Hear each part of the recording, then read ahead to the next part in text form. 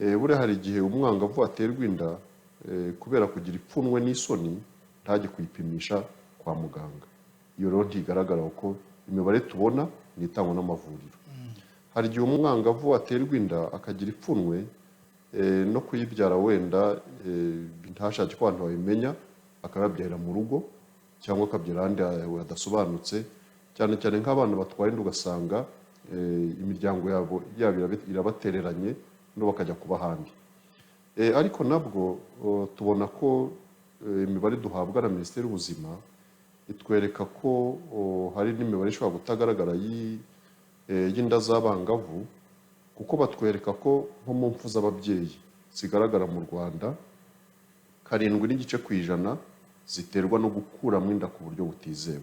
Rero biba bigaragara ko harimo na b'abangavu batewe inda zikabatera ipfunwe, bakaba bagira nk'icyo gitekerezo cyo kuba yayikuramo, noneho ikaba yamuhitana igahitana wa mwana.